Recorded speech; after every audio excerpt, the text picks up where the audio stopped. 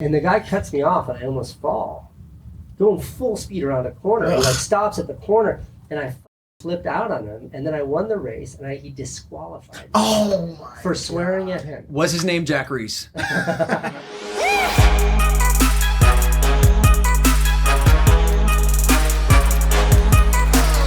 every other sport, there's no one in the stadium, the football stadium. Completely an empty arena, but they add in crowd sounds. Yeah. It's like consider it like a laugh track. Do for they have football. like cardboard cutouts too?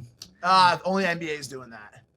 No, NBA's got like virtual people. That's right. MLB has like cardboard cutout yes. people. It's wild. We're in a weird time. LA's burning to a crisp. Yeah. The world's burning down. No one's going to any sporting events because we can't because of a global pandemic. We're in a weird spot. 2020 is weird. Not to mention this feedback is horrible. I feel like bad. I'm in a game of Pac-Man. Absolutely. In a game of Pac-Man. We're trying to be like sucked in through the headphones and digitized into the Lawnmower system. Man type shit. Bro. Oh, This yeah. is When horrible. AOL first went digital, this is the noise that you heard. Yeah, did you turn off the fax machine? Morse code is coming through. Are we using Right dial-up right now? Are we connecting to...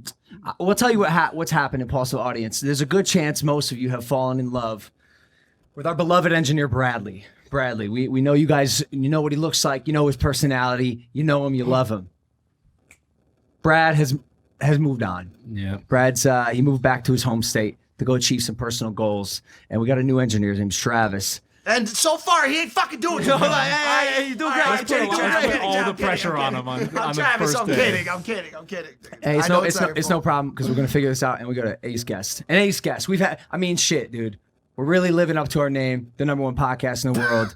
Just rocket fuel guest, star after star after star, 6'9", Charlie Rocket.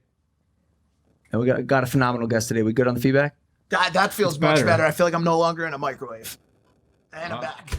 Somebody stuck me in for a reheat cycle. Should we podcast about headphones? be a first? I think we're all comfortable with speaking in, like close to a microphone, knowing what we're supposed to do, right? That's the problem. Also, our guest, who has one of the biggest YouTube channels in the world, is vlogging our inconsistent bullshit podcast now, which makes me feel even fucking worse about things. Yeah. All right, let's bring him on. Are we okay? Let's go. I'm just gonna run this without headphones. Fucking hell. I can't believe it. The first podcast, we all don't have headphones on. Times are changing. What if I sound different? You're going to. There's too much feedback, so many technical difficulties. We're going to bring on the guest, ladies and gentlemen, with over 12 million subscribers and 3 billion views. This OG storyteller and entrepreneur has graced the forefront of social media and business at the highest level for over a decade. Ladies and gentlemen, it's YouTube's hero, Casey Neistat. YouTube's hero. Legend. You're here to save us all, Casey. What's Quadruple up, OG, dude. Quadruple. I agree. Bro. Yeah, so flight risk, you put on the headphones. Do you hear the feedback? No, I don't hear anything. What are you talking about? All right, so... No, I'm just fucking with you. It sounds awful. Does it on wait. yours? No, it'll come back. I'm positive. Oh, it's coming back. Yeah, for sure. So we'll just go on and off at our leisure. No, I'm like, come on, guys. Casey, Good to be here. how are you? What a fucked up year. Yeah, it's not good. What a fucked up year. So the year is almost as fucked up as your headphones. Can't do it. I literally can't do it. No, I'm good, man. I'm good. Good. So when I texted you want to come on Impaulsive, I said, "Yo, Casey, Monday. How does 1 p.m. work?" You said I have kids. You said I have kids. Can we make it earlier? I said, do whatever you need. You're Casey Neistat.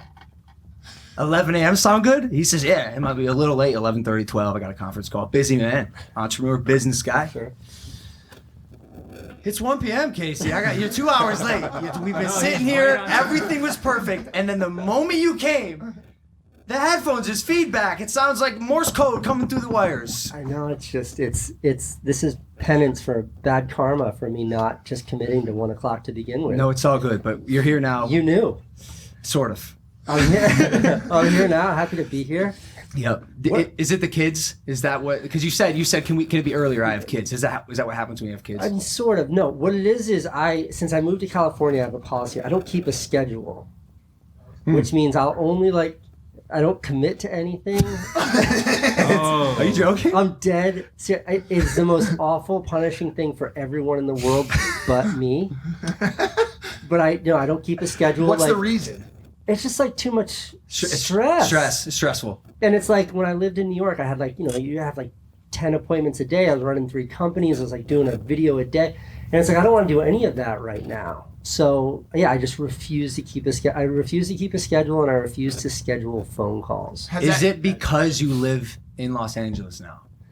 My dad has a massive problem with LA-based people doing this. I swear, none of us like show up when we please, like we're late, we're early. Yeah, I mean, Logan, I think if you tried to not keep a schedule in New York City, just nobody would talk to you. Right. But in LA, you're like, oh, you don't keep a schedule? Cool. Yeah, my dad doesn't keep a schedule. It's just like it's the way it goes. Have you found it freeing for you? Yeah, Because there's people on the other side of the spectrum that say that a rigid schedule is actually their stress reliever, because they wake up, they know exactly what they have to do for the day, and it keeps them in line. They move dot to dot to dot. Well, okay, so it goes like this. I literally only schedule as many things and as far in advance as I can keep track of in my brain. So I think you asked me on Friday, you're like, yo, you want to come Monday? There's no way I'm going to remember 4 days. That's like 3 days. I know, but not even. If it's look, like I got to midday. get Francine up at 7:30. Georgie's got to be up at 8. By 8:15, Francine has to be in her uniform. This is like 5 things. Now I got to throw Impaulsive in there too. Yeah. Like, what about the forget surfing too? Yeah, I got to remember to surf. This is just like too fucking much. Have you been surfing a lot since you got out here? Yeah, it's like that's my full-time job. I was going to ask about that because you've been doing tutorials. I saw you took the Milios surfing. Yeah, one of them, Dixie, right? Yeah, I took Dixie. And you said you weren't a pro instructor, but I'm assuming, like, do you have a goal here, or are you just doing it for fun? Surfing for me is like one of those things where I've always wanted to do it. And it's like you promise yourself your whole life you're going to get to a place where you can do that thing. Because like there's nothing more indulgent than surfing. Sure. It's just like there's no return on that investment ever. And so when I moved out here, like I made it a really big priority. And it's like the hardest sport I've ever tried to learn. Really? Forgive me, surfers. What makes it so difficult? It's like the best way I can explain this is like if you ski or you snowboard, like your first day kind of sucks. By the end of that day, you can make it down the mountain. Sure. Yeah. And by the end of the second day, like you're slow, but you're not getting hurt. You're okay. The 0 to 1 of surfing is like 6 months every single day. And at the end of those 6 months, you'll be able to look like a total like kook, a total doofus on like some long stupid board going straight to shore like you have no business being out there. Like that's how hard it is. What do you think the core differentiating factors between surfing and skiing? Is it because the landscape the changes water, on every single? It's frozen water. Yeah, I mean, like there's the mechanics of it, which isn't that romantic, but it's like you don't just have to learn how to like operate the surfboard. Like you have to operate the tool, but you also have to like read the waves and like know how to have the strength to paddle and like know where to find it's like imagine if like the ski mountain was constantly moving and changing shape. Yeah, like right. But the more romantic part of like the difference between surfing and all those other sports is it's you just go out in the middle of the ocean by yourself like every day and you just kind of sit out there floating in the ocean. Is that scary to you? You ever get scared of something nibbling on your foot? You ever had anything nibble on you? Yeah. Are you serious? Totally serious. You've been nibbled? No, it wasn't a bite, but dolphins and I don't know what they are, seals or sea lions. I hate them. Right. Everybody loves dolphins. Don't love dolphins. That's kind of fucked up, man. I mean, I wish them the best, How can you not love dolphins? Have you ever had like a bunch of dolphins fuck with you when you're trying to surf? You're lying. Dead ass. No way. They're I just trying to haven't. hit the stoke, and they're probably Dolphins surf, but usually they just come near where you are. And sometimes like on a break where there's always people, they get way too close to you.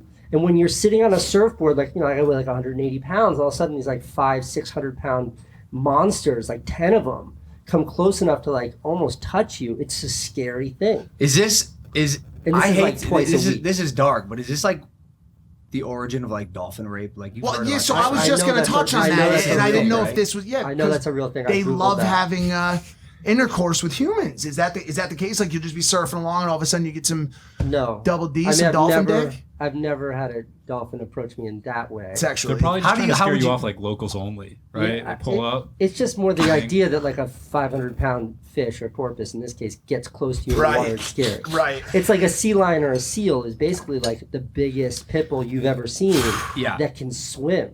Those are scary. They're super sea cute, lions. but Sea don't lions get are near me, terrifying. yeah. Deadly, lethal creatures. Yeah. Deadly, those teeth. Bro, all they do is kill penguins.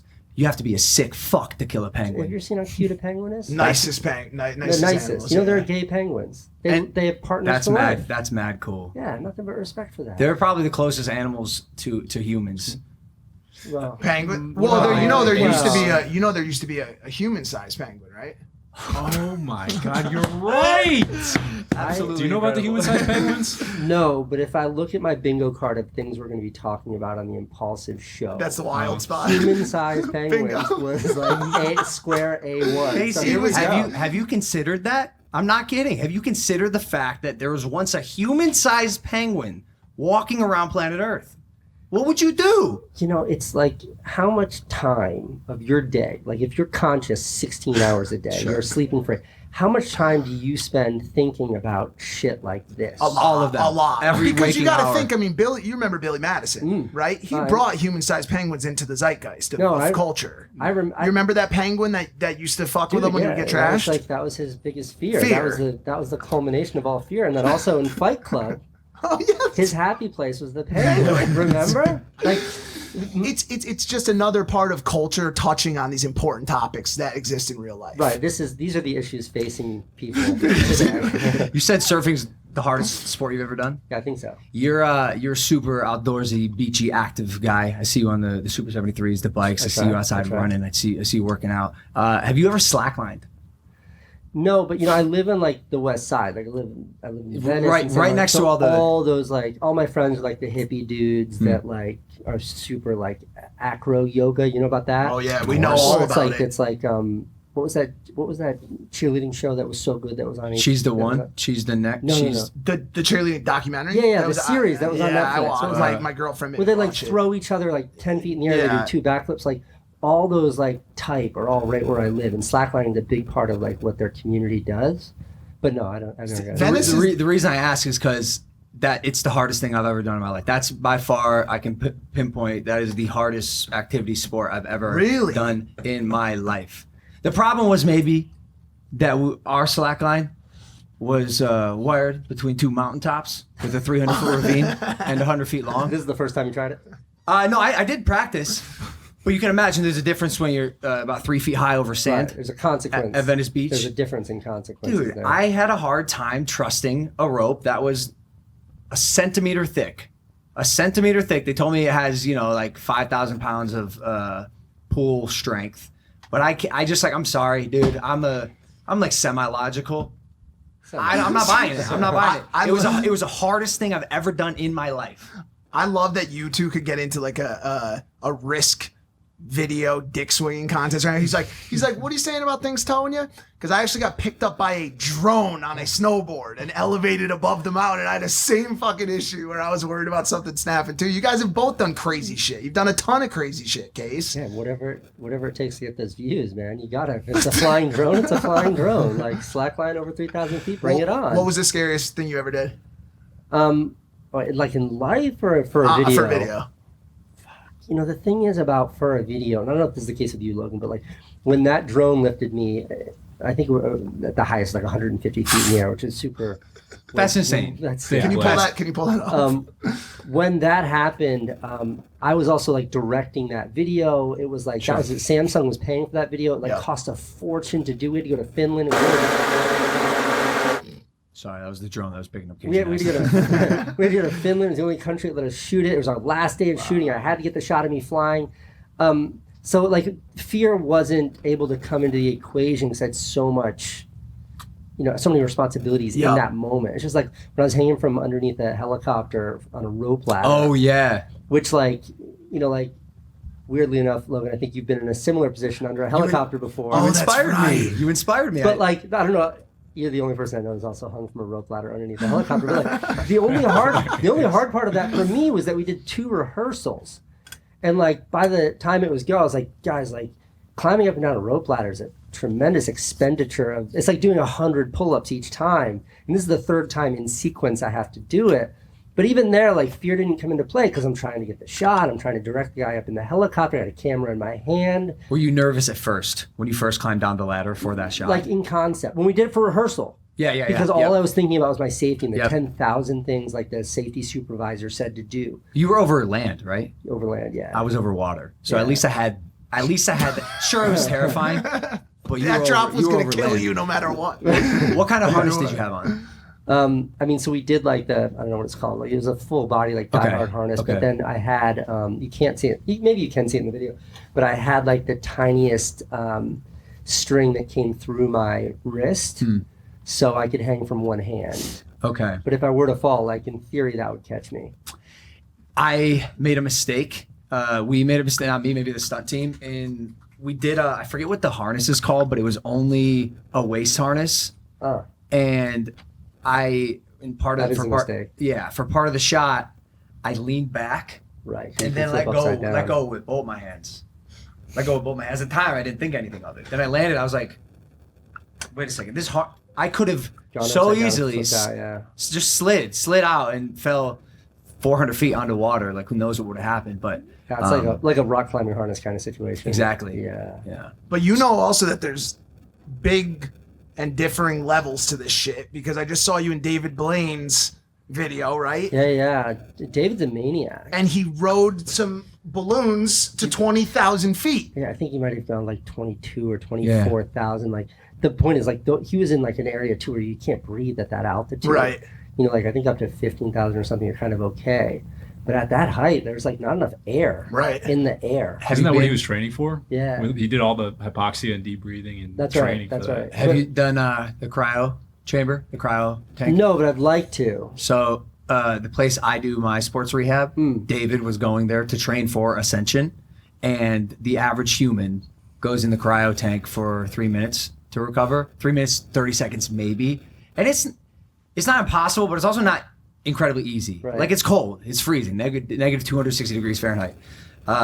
David was training going in at 9 minutes at a time. How long do you go in? 3:30. Bro, I'm trying to like recover my muscles, not prepare for a stunt where I'm becoming the kid from Up. So David and I made a video. Well, I'm in his video where he's like teaching people how to hold their breath underwater. Yeah, sure. And in the video, the one that he published, I think I made it like 3 minutes and 30 seconds or something like that. But David and I, that was the second time we shot that video. The first time we shot it, I went to like 4 minutes and 34 seconds. Oh, wow. Which is so much more than 3.5 minutes. Yeah. But his camera cut off halfway through. So our guy Mac here is I know, right? He's an underwater breather as well. I can hold my breath I've done 4 minutes and 20 seconds at least. Yeah. Seriously. Is that right? Yeah, without even like training with David Blaine, just being able to do it. What's your PR? Like 420 something probably. Is that right? Yeah, that time. Is it there's a technique to be able to last? Is it a lung thing? Yeah, it's like beyond a technique. It's it's like a trick. Like you have to condition your body, and as David explains, it's more about getting the CO2 out of your lungs than it is getting the O2 in. So it's like you have to do all that Wim Hof breathing where you're just like exhaling as aggressively as you can to get all the bad shit out of your lungs. Yeah, you know that feeling when you're like holding your breath for a long time and you feel like you're about to explode? Yeah. That's the CO2 buildup where you just have to let that out. So did you let out air slowly when you were going, or did you just hold it all in? We held it all in. Okay. And you hold it all in because bubbles coming up is a sign that someone's drowning. Oh. So, and that's how he explained it to us. So like that was a big no-no. Is like don't let out air. Why? Because would they have come and grab you if you? So like as casual as that video. I don't know if you saw. Like David posted a video of it. It's like a bunch of interesting people trying to hold their breath. As casual as that looked, like David is a real pro at this. He's been training his whole life, and he knows what to look for. Like you got to put your hands really gently on the pool like this, and when he's like, "Are you good?" You have to lift one finger up. And like my boy who was with us blacked out. Yeah, and he's like a pro big wave surfer, and like he knows how to hold his breath. He's done this training before, and he passed out before we went underwater. But like no one noticed except for David, because David knew what to look for. Wow. And like grabbed him and was like, okay, recovery breathing, come on back. Sharp. He's an incredible human. I'm a huge fan. Huge fan. He's also a good guy, just like a good friend. Call him day or night, and always take your call. I got the same impression from him. Yeah. Fantastic guy. Yeah. We interrupt this programming to bring you our sponsor. If you're a male and you're looking to last longer and go a few extra rounds, and you want to be confident every time for sex, get to BlueChew.com. BlueChew.com has the first ever chewable that brings your performance in the bedroom to another level. Check this out. They've got the same active ingredients that are in Viagra and Cialis, so you know they work. Since they're chewable, they can work faster. You can take them anytime, day or night, even on a full stomach. And the stuff is cheaper than those other two. So this is a no-brainer. Basically, if you like sex, you will like BlueChew.com. Plus, you don't need to go to the doctor's office or spend time waiting in the pharmacy line. Blue Chew's online physician consult is free. And once approved, your order ships straight to your door in discreet packaging. Got a great deal for you guys. Visit BlueChew.com and get your first order free when you use a promo code Logan. Just pay $5 shipping. Again, that is BlueChew.com. Promo code Logan. Back to the programming. You've had so many cool people over the years. Is there someone who stands out that you collabed with who was your favorite? That's like such a tough question. Who's your favorite kid, by the way? Tell us right now. I like the little one. The other two are favorite person I've collabed with. You know, that's I don't know, that's super, super tough. You know, there's like, I look at somebody like Roman Atwood, who like, dude, we miss Roman so bad. Roman Atwood, when I was like, I think literally I crossed 1 million subscribers at his house. But he reached out to me out of nowhere, and this was 5 years ago, and he's like, hey man, come to Ohio. That's where he lives, right? Yep. And he's like, let me like teach you the ways. And this is when he was pulling 4 million views a video, and I was doing 200,000. And it was just like the generosity of a guy like that. And he taught me a lot. And it's like about how to use it. And then like you look at somebody like Mr. Beast. And like Mr. Beast's approach, like Jimmy's approach to YouTube, I've never seen anyone like it. It's purely mathematical. Yep. It's like, I mean, his videos are really fun, don't get me wrong. There's a lot of spirit and creativity there too, but his approach is entirely based on math. And I don't know, like, what kind of fucking psycho genius. Have you spoken to him? I talk to him all the time. Safe to say, the most brilliant kid you've ever spoken to in your life? Absolutely. Yeah. Especially like one of the first times I ever met Jimmy, like we hung out in New York City, and he like, we're having these deep conversations about like the nuances of YouTube and social implications of it and all that stuff. And he's like, he asked me like super frankly, he's like, how do I learn how to speak better? How do I learn how to be more articulate? And I understood completely why he was saying that and why he was asking that. But like the confidence it takes in a person to both like recognize the value in being able to be articulate and then like to actually speak up and ask something like that. I mean, my response was just like, just read a lot of books. Like that's how I'm a fucking high school dropout. I learned how to talk from reading books and like, but that was just such a clear illustration of where his brain was. His self-awareness. It is unbelievable. Unbelievable. And his drive to be better. His drive to be better. And just like he is like a very good guy. He's very smart. He's so conscious of what he's doing. He has no accidents in the world of Mr. Beast. Like he knows what he's doing when it comes to the platform. So like meeting someone like him is really interesting. More broadly, like, and I'm sure you experienced some of this too, like in the crazy daily vlog days, but like when I was at the Academy Awards and I was there because I was a YouTuber and like a brand brought me to the Academy Awards, I was like in the winners lounge. Like after you win, you all go to this like one lounge and I'm like down there like walking around like goofy fucking vlog camera. And like this like woman comes up to me and she was like, you. And I was like, oh, fuck. And she like pulls up her cell phone and she's like, is this you? And she shows me a picture of myself. I was like, yeah, that's me. And she's like, oh, of everyone here, my kids made sure I had to find you and take a picture of you. This is the fucking Academy Awards. And this mom, who just won an Academy Award for producing a movie, is looking for me. And I just think like that is such a profound experience that like you're able to penetrate all the noise and connect with an audience, even if it may not be Academy Award winners, it's their children. It's like, what a crazy entree into the world of entertainment that YouTube provides.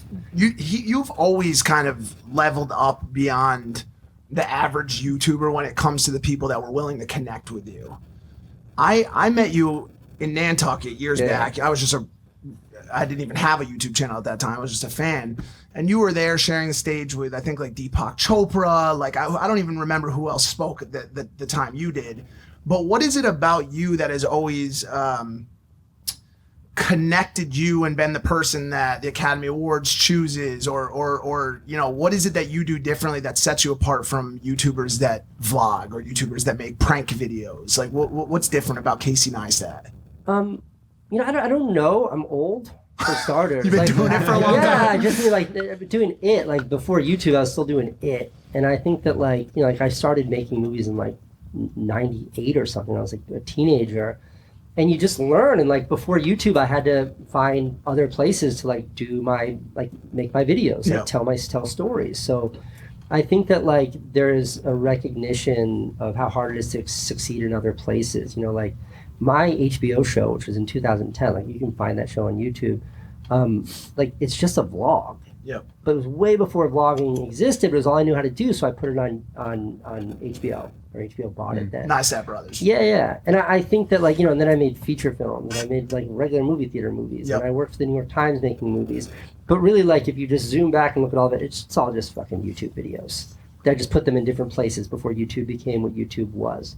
But I think through that process, I definitely sort of achieved a level of attention from a very different audience. Like people who tune into op docs, like opinion documentaries on the New York Times, are not your typical YouTube subscriber.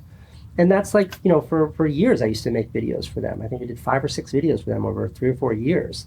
So all of that, and I just think all of those years of experience just has enabled me to connect with an audience that I think is not entirely typical for your more sort of standard YouTube audience. I think your storytelling obviously is one of your strongest suits, but your innovation, like your ability to adapt. How many people have been able to have the longevity career-wise that you have? You know what I'm saying? Like we're seeing it happen now. Some of these TikTok stars come in hot, go out even harder. The fizzle is so fast, and it's been so cool to see you grow over the years. And it's interesting to hear you say that Roman Atwood was sort of your kickstart into vlogging, and because I remember when I started vlogging, you had just stopped. It was like you had paved the way after Roman. You had paved the way for the wave of vlogging that was me, Jake. I'm not sure who else was crazy enough to daily vlog at the time, because as you know, that is incredibly toxic and difficult. But I feel like I have to apologize for the world now if I'm the reason that you and Jake started easy. vlogging. I didn't say you were the reason. I said you paved the way. You know, Logan, there's the Logan Casey history is a story I don't think a lot of people know, but way back in the day when I was like first trying to figure out how to launch my tech app, this was like 2013, Vine was the hottest thing. And I knew that like I needed to work with influencers to like launch my product, and I didn't have the social media presence then that I have now. And Jerome Jarre was a dear friend. He's like, come out to LA, let me introduce you to all these Viners. And he brought me out, and like that was the beginning of the end. That's when it all went downhill. Like, all the Viners were super young. Yeah. You guys were like maybe 18, 19, 20. Squirts. Yeah, young. And I had no YouTube presence then. So like, you know, like Jerome's prancing around being like, this is Casey, he's gonna launch an app, you should know him. And like, I understand, like not everybody was excited about like meeting this like 20-year-old fucking 35-year-old guy who's about to launch some app. And like, you were so generous and you were so kind to me at that time. Like you gave me the time of day, like you sat down with me, you heard me out, like I hung out in your apartment for like a day, we like met a bunch of people together. And I've always really appreciated that. But also within there, on that very day, and I don't know if you remember this, because there's also a journalist there interviewing, you had like a million things going on in that exact moment.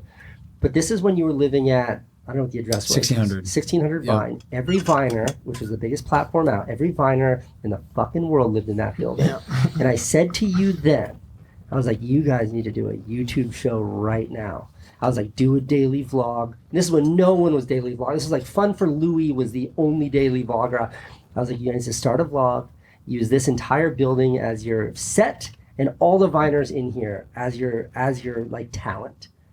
And I think like you, and I don't know who you were living with. It was me and Lance 210. We just talked as about much this. as we poke at Lance 210, we love Lance 210. Oh, yeah. He's the reason I got into vlogging. Y'all want to get mad at someone? Get mad at Lance 210. He's the reason. It was me and Lance that were vlogging, and then Jake started. Is that right? But this was like 4 years before you guys started vlogging. Like the opportunity at 1600 was so rich. Yeah. Because like in what world? I think even at the time MTV was considering a show called Hollywood and Vine, because those are the cross streets. Yeah. And that's also like such an appropriate title for a fit. fucking show. It's such a good idea. The problem was, and a lot of maybe media companies or studios who try to do this talent first model. The problem was we couldn't all unite. Right. We had individual goals, and we were unwilling to drop those to form this group and this show together. And that's why it never worked. It's one of those situations where, like, if any of the people who lived at 1600 Vine understood then what is commonly understood in the community now, it would have been a different equation. Agree. It was also just like the idea of a daily vlog back then was just that thing where like people talking to a point and shoot being like, yo, go to get some coffee now. Like it wasn't sort of the creative outlet that vlogging has matured into. It's been so crazy to see the evolution of vlogging. Yeah. I wanted to ask you about this because it fascinates me. I feel horrible for the next wave of vloggers. You know who Alex Warren is? Yeah. Talk to the kid all the time. He's a friend of mine, and I really believe in him. But I have to acknowledge that it's probably so hard to really break through. Everything's been done. Everything's been done. We filled the pool with 1 million Orbeez. We built a giant Lego structure and knocked it down. We've given away cars. We've given away money. Like, it's all been done. So what is next for the YouTube vlogger? You know, I think the exact opposite. Yeah. Dead. We've Like, been saying it. I think I had this conversation with my friend Sam yesterday. I think that like the vlogging space is so wide open because if you look at like who the really successful vloggers were, and you say you count 20 of them, if you can count that many, they all fall into like one of 2 or 3 sort of genres of vlogging. You know, like Alex falls into like the David Dobrik sort of comedic skit vlogging, like you and your brother sort of, and Lance 210, like you all sort of fall into this sensationalist category of vlogging, which is like your life is so wild and that's why people are tuning in. You know, for me, it was much more about like here's my perspective on the world, and then maybe the other category would be like this is literally my life, which is just people sharing the specifics of their. I think that leaves like this wildly wide open green pasture that doesn't necessarily adhere to any one of those really cleanly defined buckets. So there needs to be a new format? Yeah, I think that like... But you'd agree that's hard. That's hard. That's the hardest thing to do. So it is hard, you're saying? I think it's hard, but you were... Yeah, okay, so I understood what you were saying is like, it's done, like there's nothing left to invent. I agree it's wide open. Not easy. But the barrier to entry... Oh yeah, way higher. You can't pick up a camera and fill your pool up with fucking Mountain Dew and get 1 million views anymore. Like it just will not happen. But I think that like there's an appetite out there, like the Kardashians is coming off the air. Like people still want to see. They want stories. They want to understand life. Like give the people that. Like tell them a story, and I think people will engage like in a huge way. I think that like right now so much of YouTube, especially the creator community, feels so stale. And I'm not picking on anyone in particular. I just mean that it's like I think the last truly like revolutionary wave that I saw on the platform was Dobrik, like where you looked at it and you're like, holy shit, yeah, no one's doing anything like this. I've never seen anything like that before. But now Dobrik's been doing it for a number of years. He's still incredible. He's not lost his touch at all. But it's no longer brand new. And I say, I hope that doesn't sound like a dig. I think he is absolutely brilliant. But like, what is the next evolution in sort of the vlogging genre? I don't know. But I just mean like, if we haven't seen anything new in that long, there's an opportunity right now just to figure out what that is. Massive. We'll leave it up to you guys to figure that out. Yeah, all right. Because that wave is passed for me. That wave is passed is officially for you. It's a pass for David now. It looks like too at this point. The burnout that vlogging causes is tremendous. Nasty. Is that why you stopped?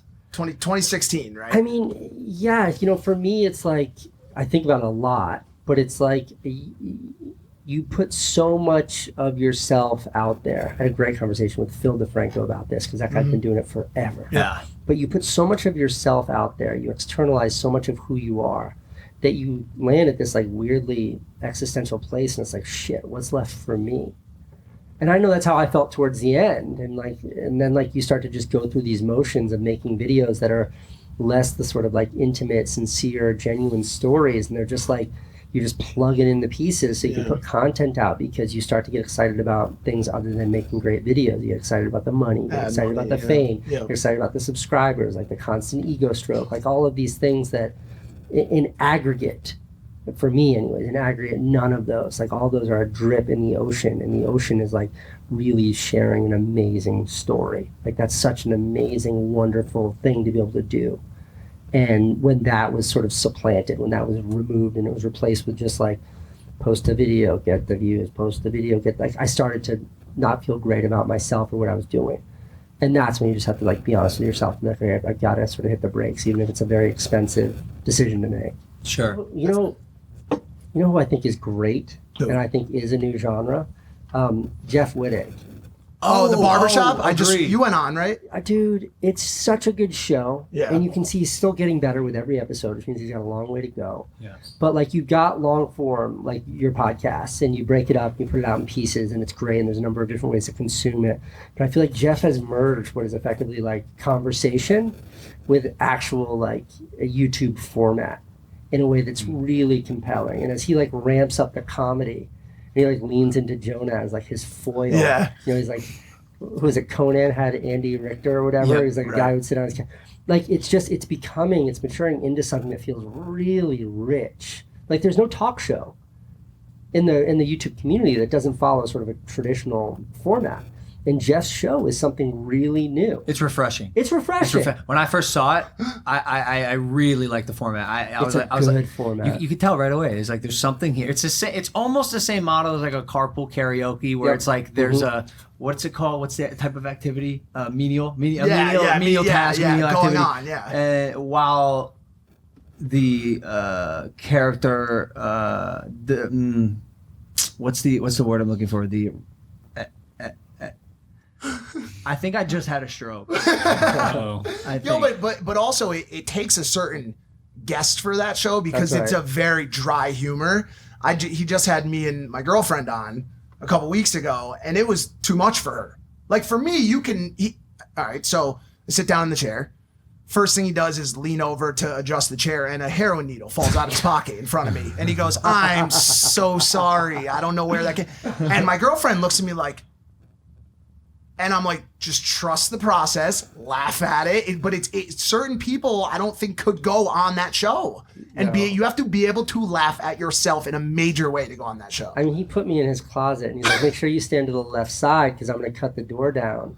And I was like, okay, cool. And I like stand to the left side and then I hear a chainsaw start. Right. A gas-powered chainsaw. And I was like, I'm going to back up just a little bit more. And like, "Wee!" And the door comes down with a chain, like a spinning blade through the door.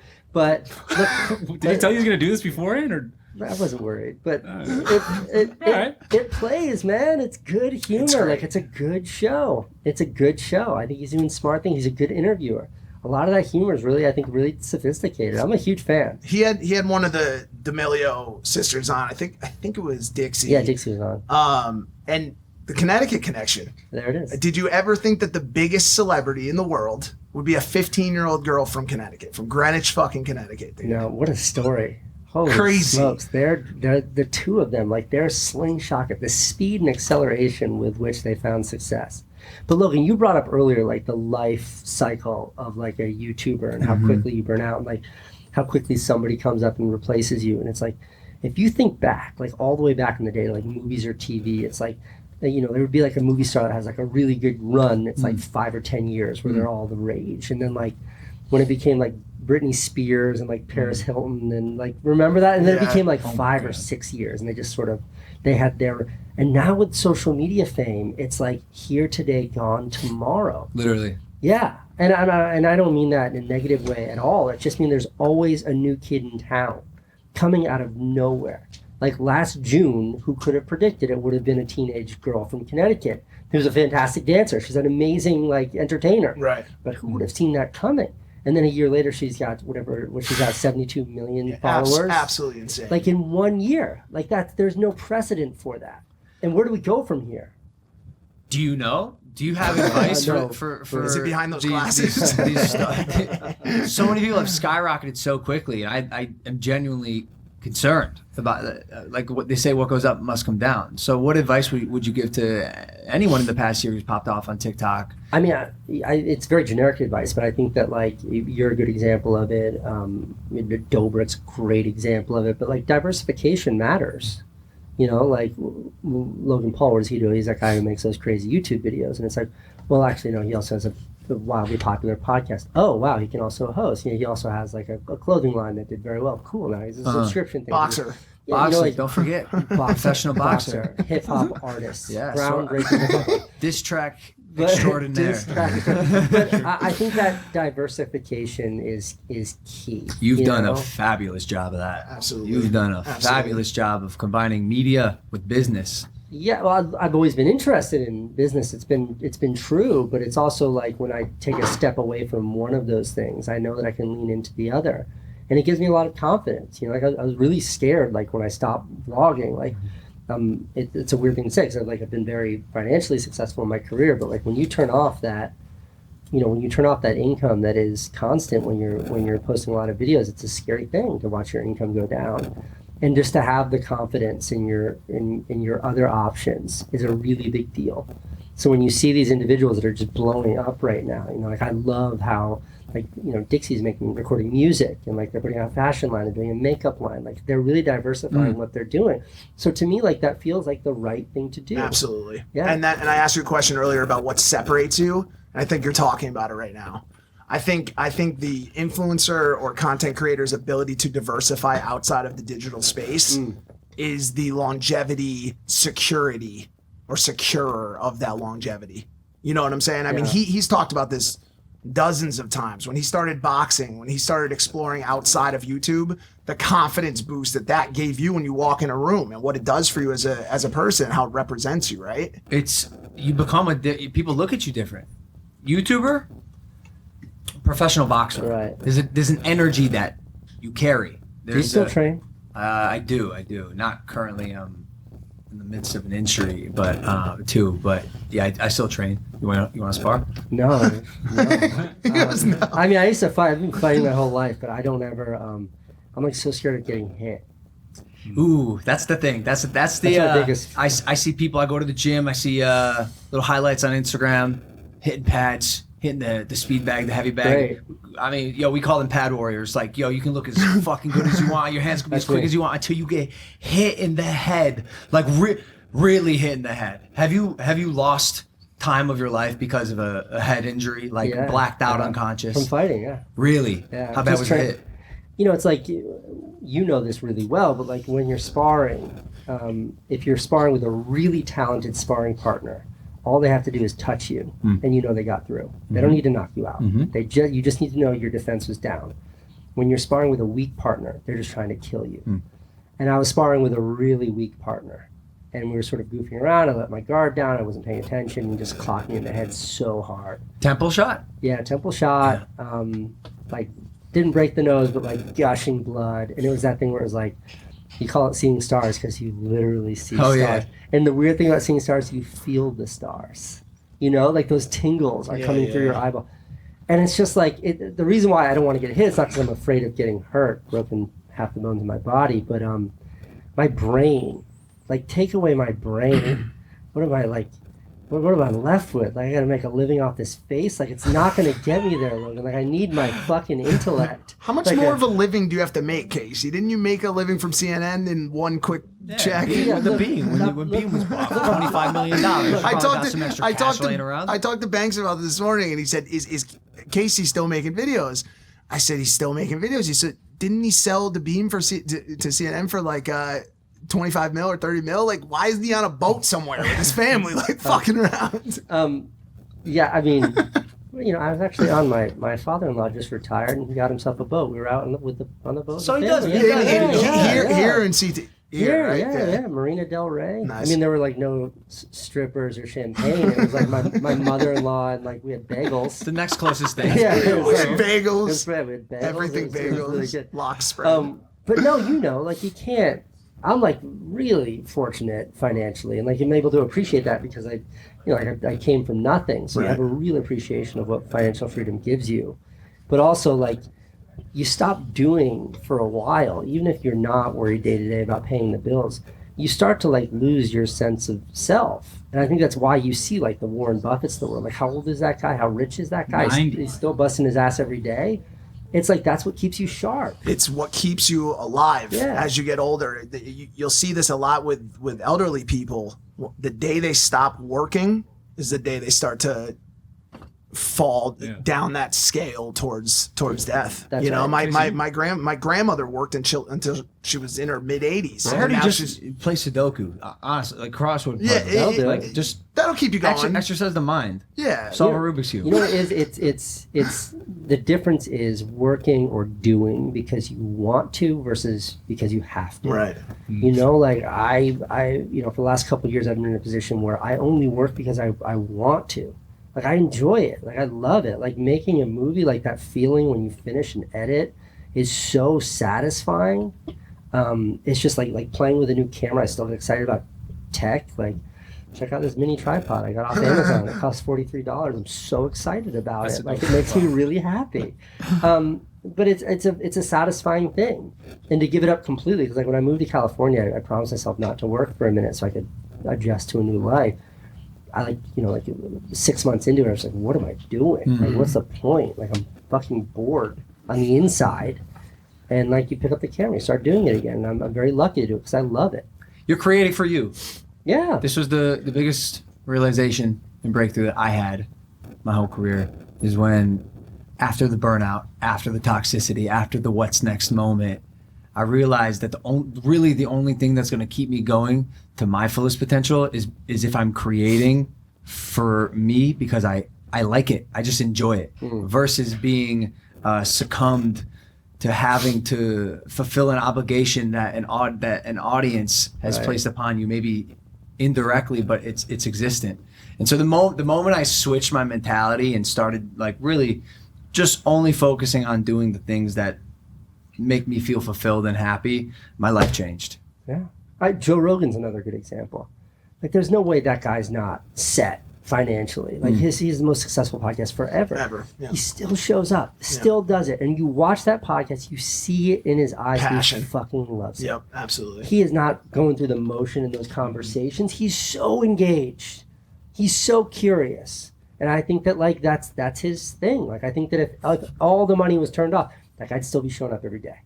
Would you want to see him host a 4-hour debate between Trump and Biden? Yes, absolutely. That's like the most unbiased place you could be. It seems so interesting to have look, in that spot.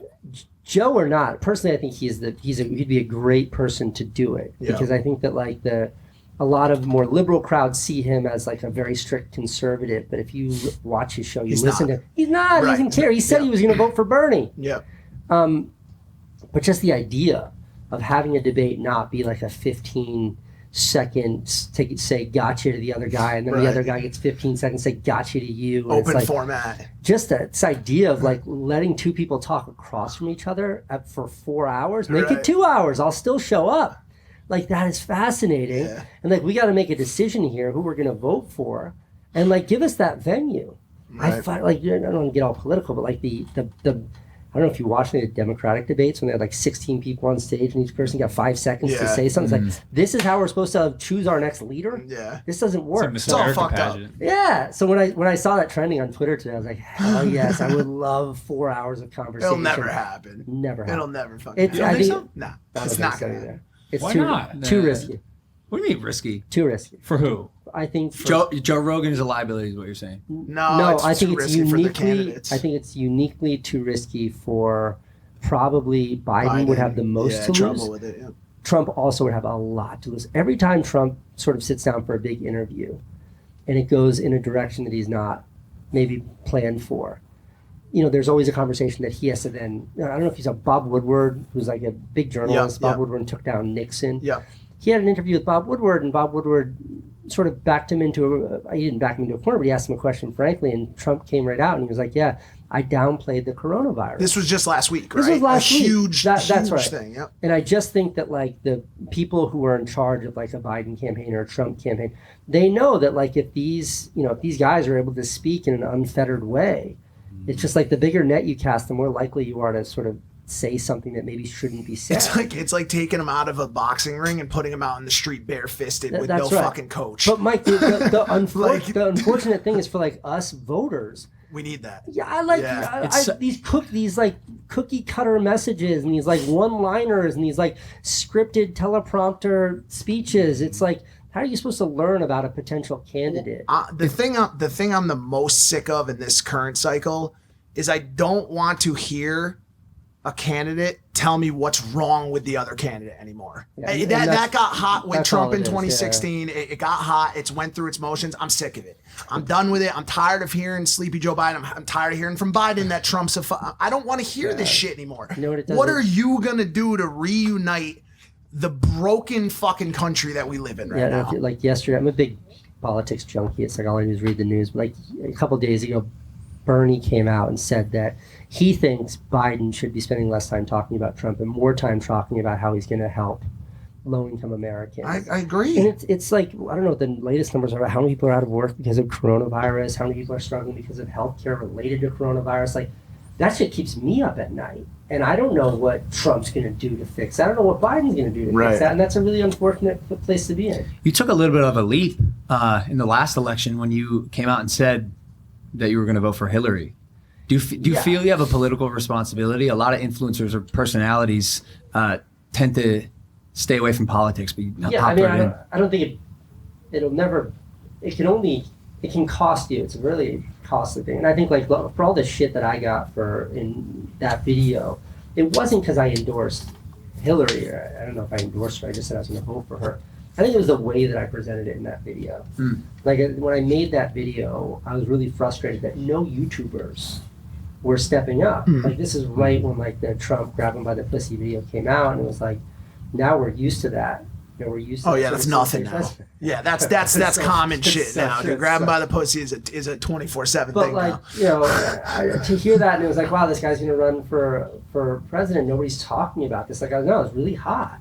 So I don't think it was that I endorsed a Democrat. I think that it was the fact that like I got really aggressive in that video saying that like YouTubers need to speak up. And I think the way that I said it was wrong and maybe unfair, but I think the general idea behind it is still something that I believe in. And I think there probably is a responsibility. You know, like I say like without any hesitation, like I'm voting for Joe Biden. I'll sit here and critique the guy and say what's wrong with him for days. Cause like, I'm not excited about voting for Joe Biden. I'm not. Does that piss you off that you've once again ended up in a lesser of two evils situation? Yeah, like how fucking frustrating. I mean, just like, not to sound too cheesy, but like, imagine being inspired by a candidate. Imagine looking at someone being like, fuck yes, this is someone who cares about the things that matter to me and the problems that I see every day. I drove from Santa Monica to your house here in the Valley. You know how many homeless people I saw on the ride over? Yeah. How many times have you heard either candidate talk about homelessness? None. None. So it's a really frustrating place to be in. And I do think that I think that Trump is uniquely bad. Like I really, really, really don't like that guy. You said uniquely bad. I think uniquely bad. What does that mean? That means in the history, I'm 39 years old, like a presidential candidates and presidents, like the things that he's done and the things that he's said, I think put him on another level in my eyes of like I'm Jewish, like very fine people on both sides. Like those are fucking Nazis, man. Don't say that about those people. And I feel like that affects me, like really personally. It hurts me that this is the guy who represents like this amazing country that we live in. So no, I think he's like uniquely bad. That doesn't get me any more excited to vote for Biden. The other side. Yeah, and I'm not a Democrat. I'm not a Republican. Like, I'm super fucking liberal when it comes to like women's reproductive issues and gay rights. Like I'm as liberal as they come. But when it comes to fiscal issues, like a little bit more conservative. Would you call yourself a libertarian or? Not quite, but with some stuff, like I believe in like, you know, I believe in the Second Amendment. Like I'm all over the place. I definitely don't vote on party lines. Like I wouldn't vote because this person's a Democrat. Yeah. Like John McCain, vote for that guy in a fucking second. Absolutely. Absolutely. A man of integrity. Yeah. You know, like even George Bush, who like. How crazy is this that we can now look at each other and say, I would kill to have GW. So I mean, would you vote GW over Trump and Biden this year? It's a little complicated because the guy led us into a massive conflict in the like a huge war. For sure. All right. So massive conflict in the Middle East aside. There's a strong argument that like he's like the worst war criminal ever because of that war. Pull that part out. But what I was going to say is like I was there on September 12th, 13th when he was like, standing on the rubble with that firefighter. And like at a time when the country was totally fucked up, like it is now with the coronavirus, like he is a man who when you look into his eyes, I believe that he wanted to unite this country. No matter how much I disagreed with George Bush, no matter how much damage he did, like I still believe he's someone whose integrity in his heart was in the right place. He was at Nantucket Project too. I got to meet him. He's an awesome guy. He said his favorite thing to do is clear brush. That's what he loves to do. He loves to hang on his ranch. With what? He's a painter. Clear brush, just with his hands or with a rake. Like clearing shrubs. Brush. Yeah, clear brush. Like anything that rolls over the like roads. Yard work? Yeah, yard work. He loves yard work. He used to do that as president. Yeah. It was pretty badass. Like seeing your president in a huge cowboy hat clearing brush. Was like with a scythe, do you think? Maybe a scythe, maybe some sort of lawnmower. Yeah. Another person that stood on top of the rubble, who was a motherfucking hero, Rudy Giuliani. Would you? No. Whatever your question is, the answer is no. No, I was going to ask you, would you call it the largest fall from grace in the history of New York City? Yeah, and look, he did a lot of shit wrong. Like, stop and frisk was Rudy Giuliani. He had a lot of really damaging policies. But also, like, the guy took down the mafia in, like, the late 70s and the 80s. Like, he was a real badass at one point in his career. So, yeah, to see him sort of like speak a lot of the untruths, tell a lot of the lies so unapologetically that he does now, it's hard to see. It's hard to see. This is not a political show, and the fans hate it. I can imagine. I'm sorry. No. I mean, you're the guest. I wanted to bring this up to, and we're gonna really dive into this in a further episode. Are you keeping up to date on trending Netflix documentaries these days? Probably to a decent extent. I right? think so. Yeah. Did you see The Social Dilemma yet? No, I haven't seen The Social Brother, Dilemma. you're gonna lose your fucking mind. So when did it come out? Literally like last week. Okay, I've already watched it twice, and I don't even want to get too far into it because we're going to on the next show, but it is all about the dangers of social media. Okay. The flip side of the coin that we have found to create longevity in our own lives and security and success, but what it is doing to the younger generation, and more important to the conversation we're having currently, what it is doing to further divide this country. Yeah. Now, from a non-biased standpoint, fuck blaming it on Trump, fuck blaming it on Hillary, whoever you want to blame it on. The fact of the matter is we are more divided right now as a country than we have ever been since probably the Civil fucking War, dude. It is horrifying, dude. And social media is a massive contributor to it because of disinformation. I made a word up for that. You know what agoraphobia is? Fear of... I actually do. Big words. I don't remember right now. Fear of crowded places. Crowded places. So how about Instagorophobia? How many people do you know that are now terrified to go online to share anything because they don't want to be yelled at or bad comments or all this random stuff? It's now the place where we are socially gathering. So now we have Instagorophobia. Yeah, I mean, like there's, I saw, like those 2 cops were shot here in LA like 2 days ago. Ambushed. Horrible. The most horrible thing ever. Like, God bless those guys. I hope they survive. I think it was a man and a woman. Yeah. Horrible. Just terrifying story. Hope they catch the person who did it. Hope that person fucking rots in jail. Yeah. But as the wounded officers were being brought into the hospital, apparently there were some people there like shouting bad things at the cops. Yep. Blocking the entrance. Blocking the entrance. Yeah. Or whatever. Yeah, something. It was fucking awful. Fuck those horrible people. Yep. Those people deserve like the worst. If that's who you are, you deserve the worst in life. Yep. But by the next morning on Twitter, it was trending with like 500,000 tweets, and it was aligning the actions of those horrible people that were blocking the entrance with the entirety of like the Black Lives Matter. Of course. It's just an agenda. And there are people. But you see like how quickly that accelerated to conflate those two things, and it's like that's just as awful as like, some stupid 17-year-old white kid with an AR shooting 2 or 3 people, which is another awful thing. Like, that kid should not represent an entire community any more than these people who are blocking police officers should represent an entire community. But social media has enabled this sort of gross association in a way that I think is really damaging and really scary, especially when you have an election that's like 60 days away. Crazy. And I agree with you completely. I think that's probably one of the scariest things that we have to deal with right now is how people at large will do exactly what you said. Let one act represent, and I think there's pundits, social pundits, like we had a conversation before the show started today about Ben Shapiro, Crowder, and then the people on the left side as well who do the same thing. And I think these people are simply fanning the flames. Yeah, the trouble is it works. The more sensational and sort of loud you are about these things, like often you're rewarded. It's like, it's not the like civil-minded, level-headed tweet that goes viral. It's when someone says something fucking nuts. You know, it's like, who's the like most watched show on news? Like Sean Hannity, I think gets like the most insane viewership of anything. And he's like wildly extreme positions. And it's like, that's what's rewarded. Like, people will always rather sort of look at a car accident than read a book. Yeah. We're a sensationalized headline hunting culture.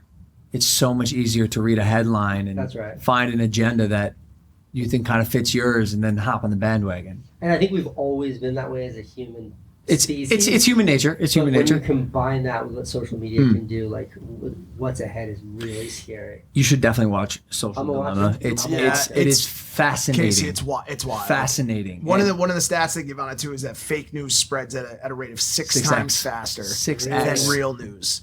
And so it basically it explains how we're not surprised. Rumor travels around the world before the truth gets out of bed. Exactly. Is that saying?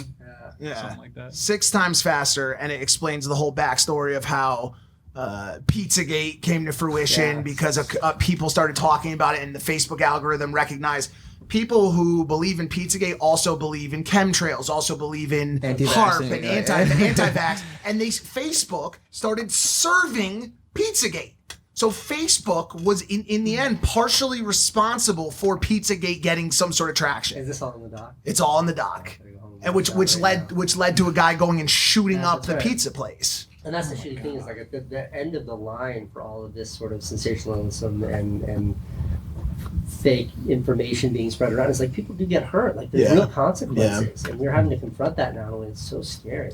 Let's talk about something fun. Yeah, man, this conversation got real. No, it's interesting. It's Impaulsive, dude. We're versatile. I think that's our thing. How often are you posting videos? Currently? Yeah. Once a year. Once a year. A vlog you're talking about? Yeah, maybe 3 times a week. If you would have asked me a month ago, before I hurt myself badly, it was 6 times a week. 3 vlogs, 2 podcasts, and 1 exclusive content for Maverick Club. So it was a lot. It's a lot. Now, so I was gonna say, how do you maintain all that? Grind in a way where I don't burn out. If I want to take a break, take a fucking break. Yeah. Take a break. And you know what's crazy? Like harping back on like Alex, up and coming vlogger, he texts me about it. He's like, "Yo, sometimes I'm not feeling motivated. I'm not feeling creative." And while I definitely encourage people to listen to their body and pay attention to their health and make sure you aren't pushing yourself and falling into that toxic hustle trap, there's a little asterisk I want to put there for 18 to 22-year-olds. I really do believe that is the time to put your fucking head down when you're young and grind. When you're young and you have energy. Like I noticed when I turned 23, things started changing. It took me a little longer to recover. You hear this shit, Case? Bro, listen, wait till you get to 35, right? There had to be an age where you were like, oh, whoa, like this isn't slowing down. Logan, I hurt myself and like pulled my neck a couple weeks ago, and it took 2 weeks for it to recover. Logan, I pulled my neck when I was making coffee. Oh no! I was shaking the sugar. Oh no! I was shaking the sugar packet, Logan. Shaking the sugar packet, and I was like, oh no, Casey, oh no, can't just help me. No, Danny, you remember this? I was putting on my shoe. And I go, oh no. Slip-ons from here on out. Oh, Case, it's bad. I know. No, it's like I'm genuinely scared of some shit now that I used to never be scared of. Like what? Like a lot of physical activities. Mountain biking. No way. You're still running? No fucking shot. I still run. I run every day. What about you've been running for a minute. Yeah. Long distances. I'm super fit. I really believe that. Like, especially like since quarantine, I built a gym in my house. It's no Logan Paul gym, but it's a very nice gym. So I'm like working out a shitload, and I love that. But like mountain biking. Like when I moved out here, I was gonna get a mountain bike, and then like I went out once, and I was like, yeah, that was super fun, but like there was a moment where I hit the front brakes, an accident, and like, yeah, I'm not gonna mountain bike. Risk reward. You're still road biking, right? No. You're not doing that either? My interest in that is gone. Because of being hit by cars. It's a big part of it. I mean, so like, Right. How many times have you been hit? yeah, my right leg is made out of metal. Okay, right. Okay, but how many times have you hit a car? Because we've seen that as well. Well, that's a different story. I mean, That was intentional. A funny story is like, I used to race on a professional triathlon team. Like I used to be, that's all I used to do is race. And there was one race, like they travel around on the officials travel on a motorcycle to monitor the bikers, make sure nobody's cheating, make sure everybody's doing things right. And it's a motorcycle who's driving, and then a guy in the back who's just the official with a notepad to like write down his. And the guy cuts me off, and I almost fall, going full speed around a corner. He like stops at the corner. And I fucking flipped out on him, and then I won the race, and he disqualified me for swearing at him. Was his name Jack Reese? Tell me now. 2 points. 2 points. That's crazy. That sucks. Yeah, I thought you'd like that story. That sucks. Do you ever have you know what's another big problem with bikes? People cutting bike locks off them, man. People cutting bike locks off I showed him that I've video never seen of it you and your before. brother pranking the news station. The news news, station, the yeah. news. She was upset because practical jokes weren't really a thing back then. No, that was like pranks have never really been my thing, but that morning, I mean, so the story there for the viewers at home is there was this very like embarrassing but also kind of fucking hysterical video where my brother Van and I, like, we were kids, we were really young. We were like in our early 20s, we were on local news. And they wanted us to demonstrate how to cut a lock. And I put a ketchup pack in my hand, and like Jim Carrey in Dumb and Dumber, pretended that I cut my own throat open and I flipped out, and she lost her shit. Why was she so mad? Okay, so I think that she just like, I think she was probably dealing with some other shit. Yeah, it Like, seemed like it. her reaction was wildly not expected. But the reason why we did it is like we were having our egg sandwiches that morning in the green room. And this woman was like really, really rude to like the PA. That woman. Yes, right. in front of us. And it was just like in that moment, my brother and I were like, you know what?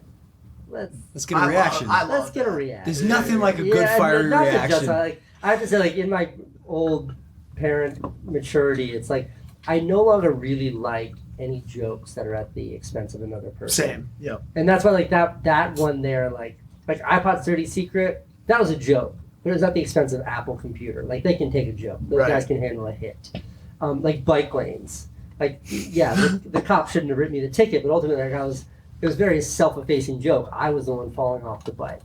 But like this one, we like pranked that lady, whether she deserved it or not is up for an She argument. flipped out. But like I harbor guilt from that. I actually made another video that didn't get any views that was like an apology for giving her such a hard time. Really? Yeah. But she's.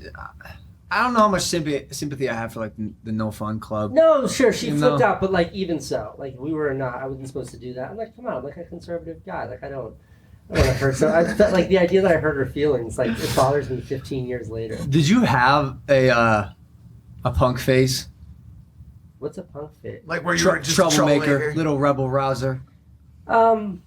Yeah, I thought you meant like punk rock phase, right? No. Where I had like a pink mohawk. No, like definitely like. Did you have one of those? No, never had that either. No. Definitely like high school, like right. You know, like I had a baby when I was 16, so like the time where I had to embrace responsibility happened really early for me. But like teenage years, like my parents got a divorce when I was like I think 12 or 13, and in between that moment and then like knocking my first ever girlfriend up, I was really fucking bad, like really bad. Like all these scars on my hands, they're all from fist fighting in high school and like. I just can't picture you in fist fights. Yeah, I used to get in a lot of fights. I was like a really angry kid. Really angry. Because I got like made fun of a lot when I was really young. But I was always a fucking scrapper. Nice. And then like I went to a school that was like, I mean, I'm sure the teachers were trying their hardest, but it was not a great public school. Was it New London or No, so I went to Ledyard High School, which was not a bad school, but it was right when the casino started. Foxwoods? Yeah. So the school was flooded with sort of, you know, kids from out of town that were getting these huge checks from the casino. So they weren't super motivated to engage in the school, and the teachers were overwhelmed, and you have all these new kids from out of town that the teachers like, you know, like they don't know how to cope with these larger class sizes and stuff like that. And then there's just like a kid like me whose parents are going through a divorce, and you know, I'm just a bad kid fucking to begin with. Like I'm one of 4 kids. I wanted attention. I don't want to put any of the responsibility for my bad behavior on the school, but it was just like the environment was conducive to me being a bad kid. Like, I ran away from home. Yeah, like, caused a lot of trouble. How far did you run? Pretty far. Like as far as you He's run a now? runner. 12 miles a day? No, I made it way further. I can probably give you a number. I think I went like probably 800 miles. Like, You really ran. Where'd you go? I moved to Virginia, like when I was like 15, 14, yeah. Do you pack a toothbrush? I left, I took cash, all my cash, because I was like, I had a shitload of money then. I was like selling dime bags. I was like a 14-year-old.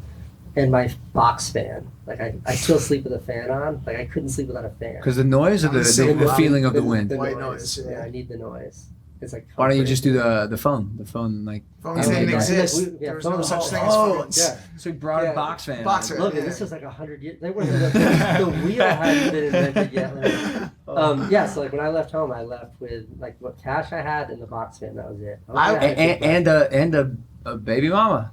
No, this is before. This is way before. I said I lived with my parents. I was like a freshman in high school. Did you have the? Wow. Did you have the Where are you going? stick with the The stick bag? on the- I always thought when I was a kid that if I leave home, it will only be It if I have. wasn't. It wasn't far from that. I mean, if you can picture like the posture that you walk and you carry a box fan, like it looks like a briefcase. Right. Like, imagine 9 o'clock at night in a school night, like seeing some kid walking down the street with a fucking box fan. Right. And like that was me. And it was in February. It was like really cold out in Connecticut. And I just like left and never ever moved. Like to this day, never moved back. Never moved back to Connecticut. Never moved back to with my parents. Right. Right. I used to like go back and steal food. Like when I knew my parents would be out of the house, I'd like go back to my parents' house and I'd like take food and then leave. Yeah. She definitely had a phase. Yeah. I go, you have a punk face? He's like, what's that? No, Yeah. this sounds like... It's not squeaky clean. Yeah, no, but but... it wasn't just like, it wasn't pure rebelliousness. Like Okay. there was like some genuine, like I was definitely going through some fucking For sure. trials as like a kid, yeah. For sure. And for what it's worth, like it manifested in different ways. You know, like my older brother then had left for college and he just sort of like divorced himself from the situation. He was very lucky to be able to do that. My sister was a year older than me, so when I was 14, she was 15, she had a car, she was able to just escape. Like my little brother was kind of stuck there. He was really young, he was stuck at home. And like, you know, he immediately got out when he could, he joined the military. Like, so we all went in different directions trying to sort of run away from like what was challenging. And it was just a divorce. Like kids face much worse shit every day, but it was a difficult thing for. It's not an easy pill to swallow by Yeah, any yeah, means. it's difficult. It's It's just.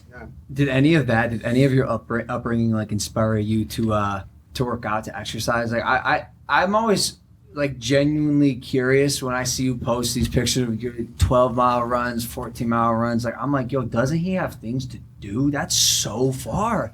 That takes so long, and it's so hard. Like how do your shin survive? Where does it come from? And most importantly, why? The running, you know, I don't. Now very explicitly, I run to be alone. Like we were talking about surfing earlier. Surfing's the same kind of thing. It's just like you get to be alone. But running for me is just like, I need that. Like how I do it now is I get up every day. I get up at 4:45. I'm out the door. You're one of those. Yeah, I'm out the door at 5:30 because I have to be back. The kids wake up at like 7 sharp. Like this morning, I can show you my phone. I get a text from Candace at 7:02. Where are you? So it's 2 minutes Oh late shit. because the kid's up at 7. Like we have a really good deal. She has to put them to bed, but I have to be there in the morning. I'm up anyway. I don't mind. And putting them to bed's a nightmare. But like, so that's every day. You have a schedule too, though. But that's my schedule. Okay. You see the difference? Like Okay. there's nothing external coming in. Okay. That's like me being like, this is my priority. And I love that. I love that. What time are you staying up till at night? Like now like 11, 10:30, 11. It's a that's a pretty long day. That's It's a good day. long Yeah, day. yeah. You got like 5 hours of sleep, 6 hours of sleep? Yeah, and then one day a week I try not to wake up. So like yesterday, At all. Sunday. Well, like I sleep till 7. Right. PM. That's No, a.m. That's an You early put most of morning the for But us. that's an yeah. extra 2 hours and 15 minutes of sleep. So, like, Caffeination. I'm a huge like, Coffee I don't guy. do drugs. I don't drink. But Right. man, I like if I could mainline coffee, I would. Like caffeine is my favorite drug. Dunkin'. I'm not much of a Dunkin' guy, even though I'm from New Come England. on, Do man. you know that caffeine was a performance-enhancing classified drug until like 1987? Really? Yeah. Because like when I used to race, I had a whole caffeine system. exactly when you take it, so you have the peak effect from caffeine. Yeah. And it would like increase your performance by like a significant, like a absolutely marked amount of time.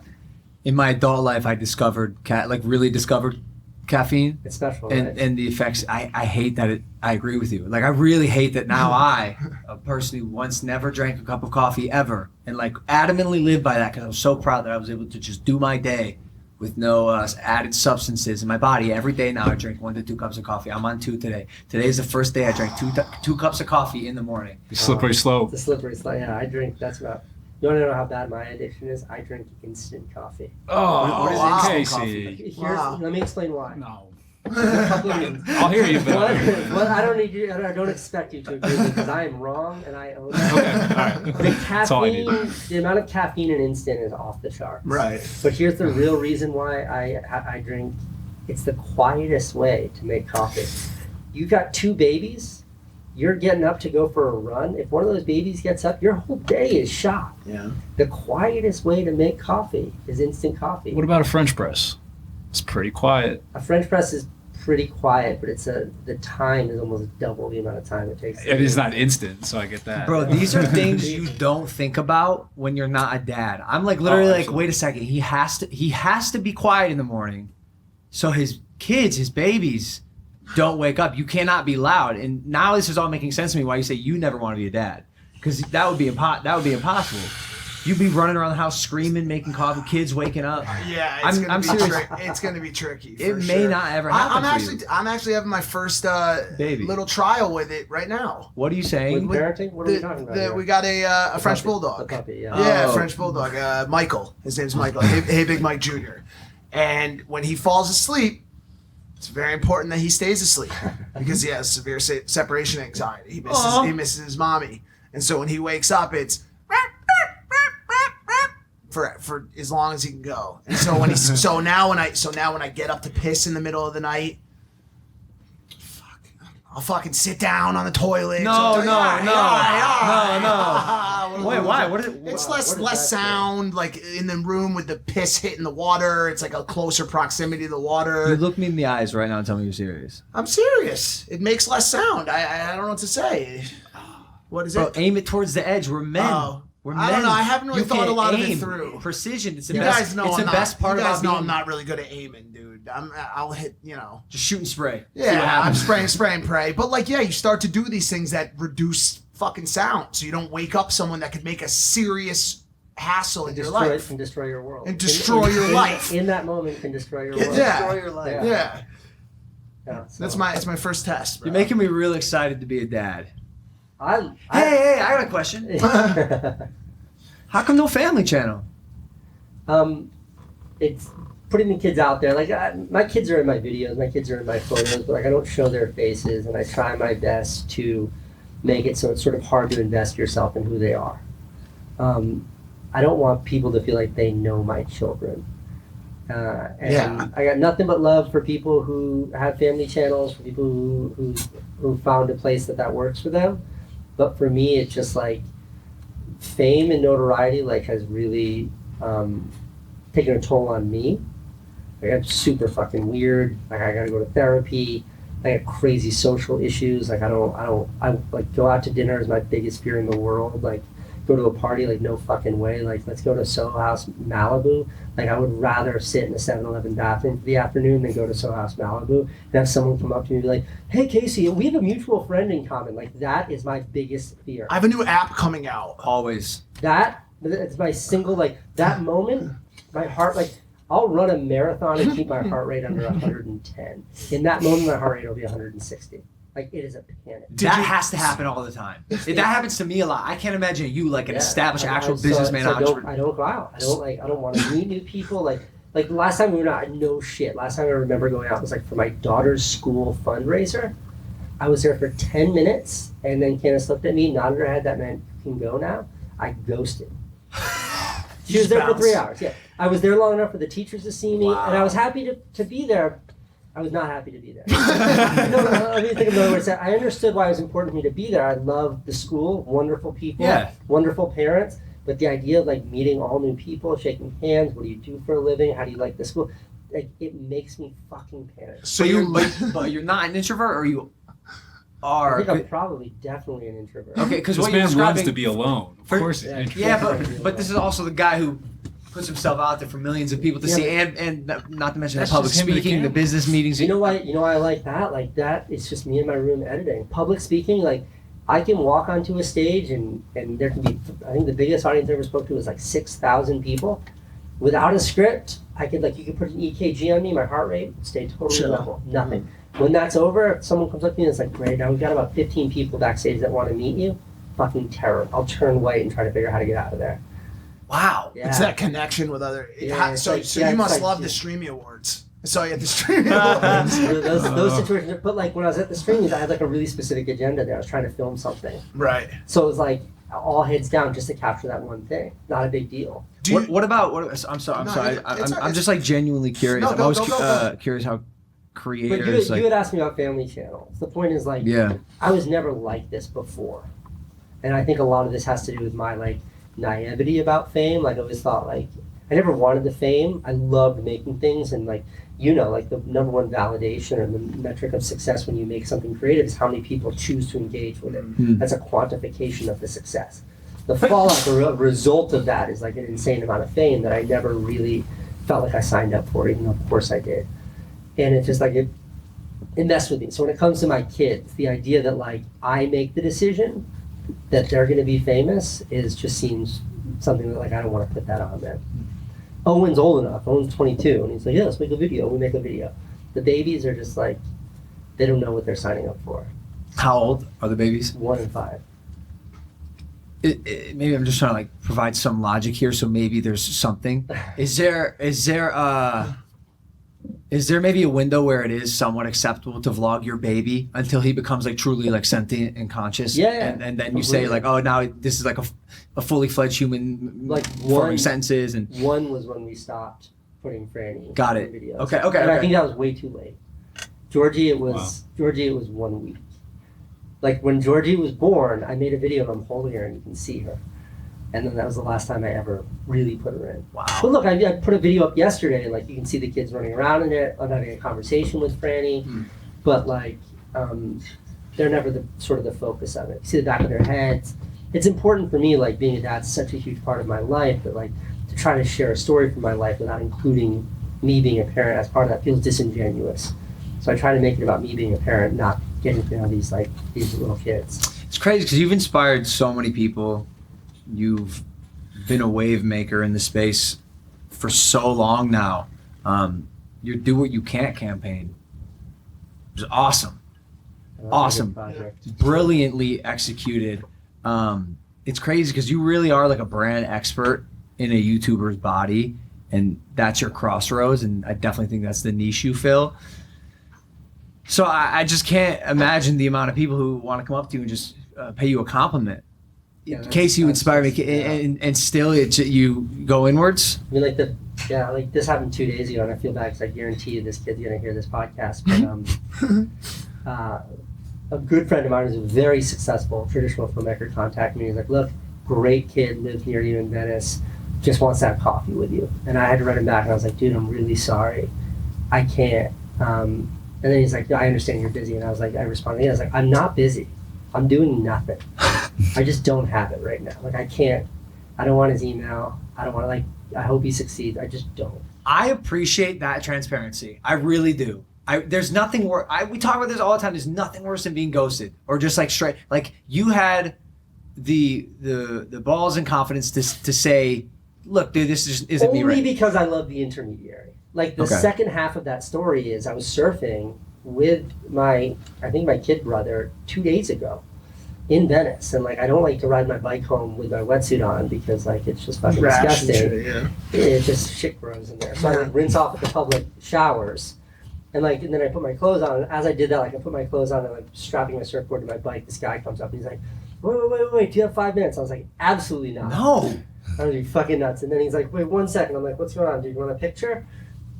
in a really nice way. Like, I don't want to sound dismissive. I was like, "What's up, man? It's nice to meet you. I'm just late to get home to my kids." And he was like, "Dude, I contacted you through a mutual friend." He was like, "And you said you were too busy." And I was like, "Yeah, I'm really sorry." Oh, it was the kid. It was the kid. Oh, and he was like, "How do I reach you?" And I was like, "Ugh." And this is where I should have just said, I just don't know how to say it. Like, what am I going to say to him? I don't want to fucking, like, I can't handle this right now. Like, how do I say that? You say it. I'm not even kidding. But transparency. I can't handle this right now. no, just to be like, yo, I'm gonna be honest with you. I'd love to give you the time. I'm just not in a phase of my life where I'm so apt to meet and talk with strangers at length. I'm sorry, dude. Logan, you're so right.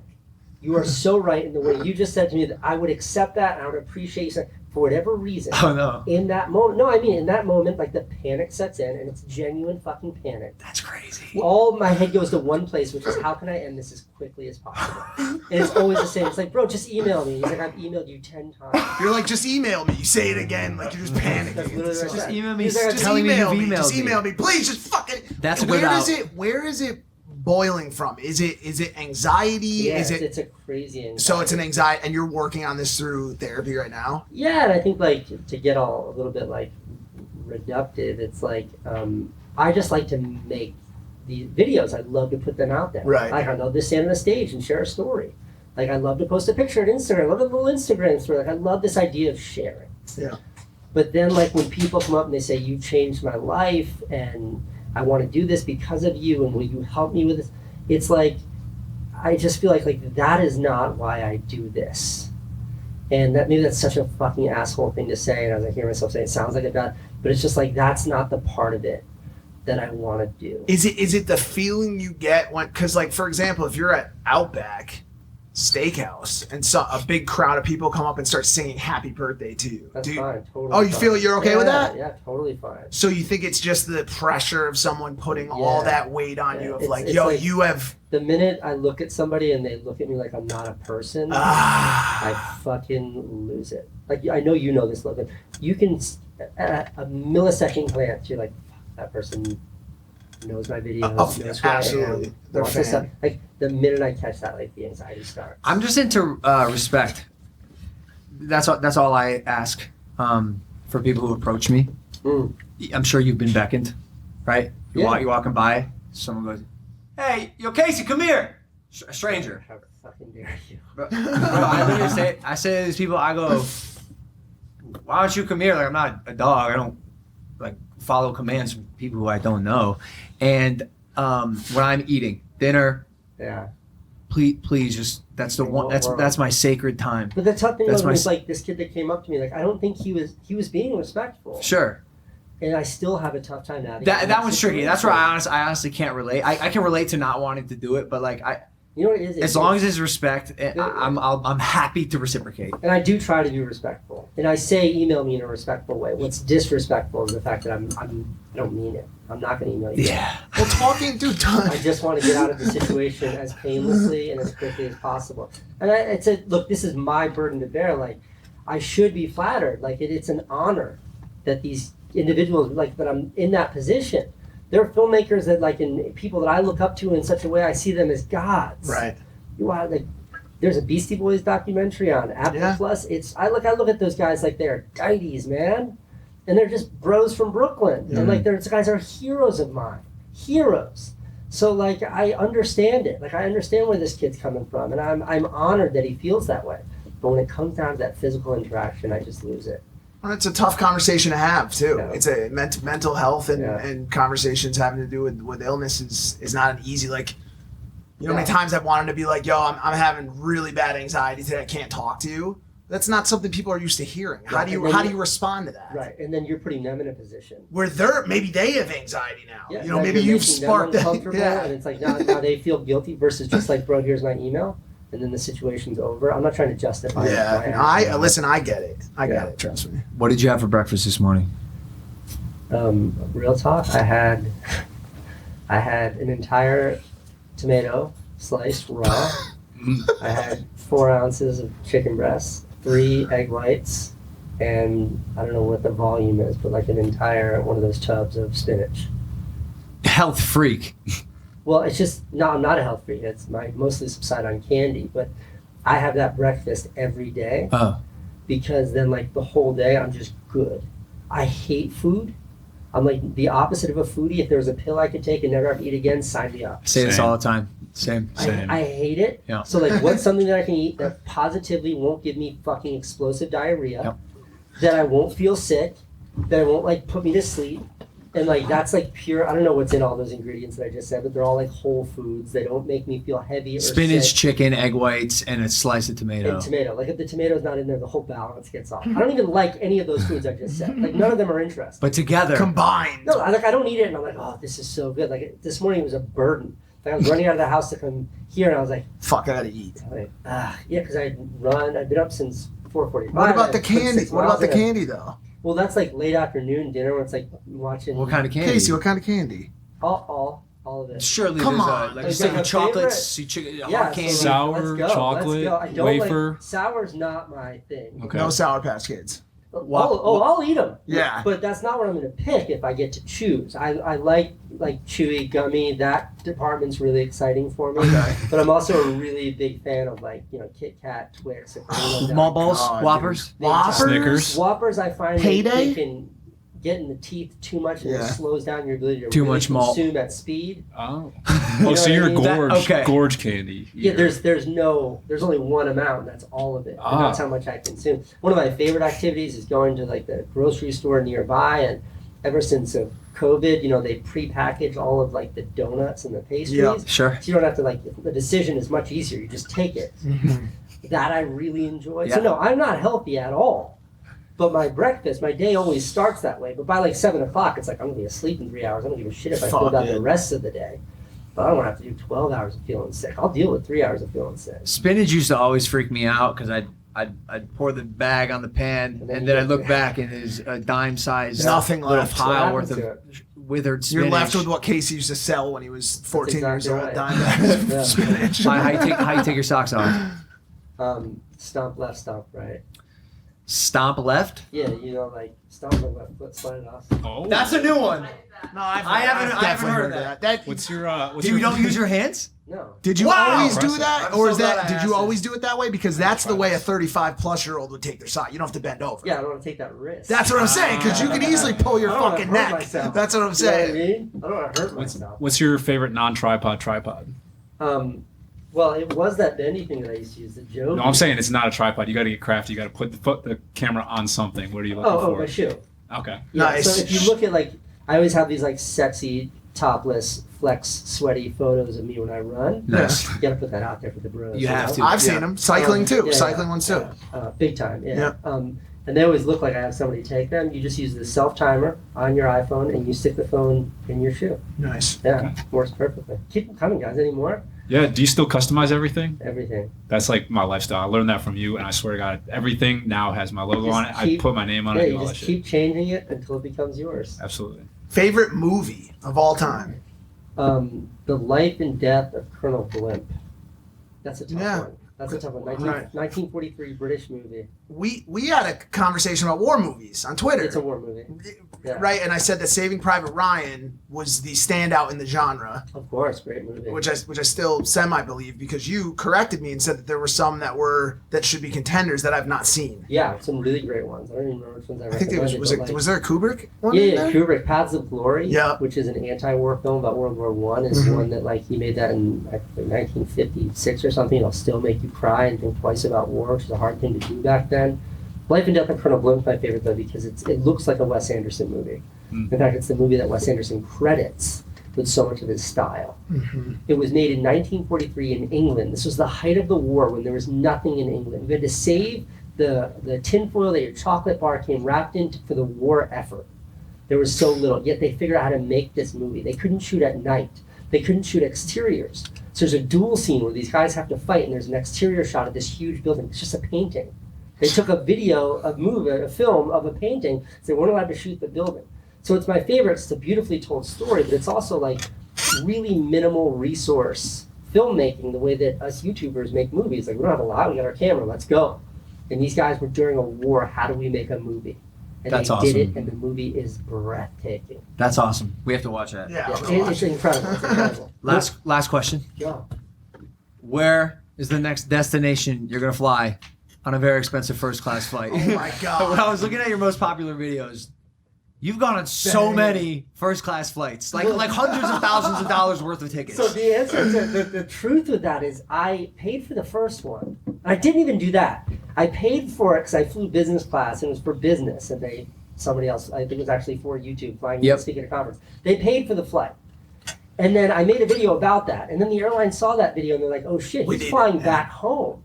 Give him a free upgrade. So they upgraded me to first class. I was like, great, made a video about that. Yeah. That banger did like 70 million views. Yeah. Yep. And then they called me back. They're like, we had a new plane launching. You want a flight? And I was like, hell yes. I've never been paid money for any of it. And then they put me on a plane. And that's the one that where I had like a whole room to myself. And I was the only person in the whole cabin. I was like, where are all the other guests? And they're like, well, actually, we haven't officially launched this yet. And I was like, you're the only person on the plane. It's just me. And they're like, yeah, if you want to take any of the other 6 seats. I was like, great. Oh my God. Yeah. And then a different airline saw that and they're like, hey, you want to fly on our plane? And I was like, I do. And then Elon Musk saw that and he was like, would you want to go to Mars? The trouble is, like, I'm out of planes, but as long as they keep inviting me, I'll keep making that same video over and over and over. It's so exciting for me. Yeah. Like when I was like for the first ever, up until like 2 years ago, flying coach, you just fantasize. What's it like up there? They must get all the peanuts. You know? You dream about that. So yeah, no, dream realize. Where am I going next? I don't know. Just airlines. Airlines call me. Hit them up. Hit me. COVID makes it You want difficult. those views? I haven't gotten on a plane since COVID started. I'm terrified. I don't think we have either. Maybe I haven't gotten maybe off one, dude. I've been had to go to a few places and gone to a bunch more because I wanted to. But American Airlines July 1st started filling the flights again. No middle That's seats scary open. stuff. It's a little. Delta keeps the middle open. Yep, they leave the middle open. We're going on a flight on Wednesday to Colorado to give this Challenge. kid Joseph, who won my Dodge Challenger. But yeah, it'll be the first time I've been on a flight in a while too. Yeah. I miss traveling. I'm excited. miss it a lot. I'm excited for the world to get back to normal. Big time. Sorry about the technical difficulties today. I weathered through it, but this has been tough. It's pretty nasty. Is it gnarly over there? Pretty In those pretty headphones? gnarly. I couldn't sound do like it. a boss man. It's really thrown me First off. podcast I've done no headphones the entire time. I literally couldn't do it. I don't know what's It's happening still here. really bad. We'll figure it out. But You got beautiful ears. I'm glad I got not bad. Fun fact: you can see a little cauliflower ear a little in bit. that one. A little Yeah. bit from wrestling. This is all I got, and I never wore headgear, so I don't know how I came out with it. That's it. But that doesn't have anything to do with anything. Casey, thanks for coming on Impaulsive, brother. Thanks for having me. This was great. Of course. Thanks, Where can brother. they find you on Instagram? Just Casey Neistat. I think so, yeah. All right. Pretty self-explanatory. Guys, hit Casey up on Instagram. Let us know what you thought of the episode. Hit that subscribe button. We freaking love you guys. Thank you for watching Impaulsive. Factually, the #1 podcast in the world. We'll see you next time. Peace.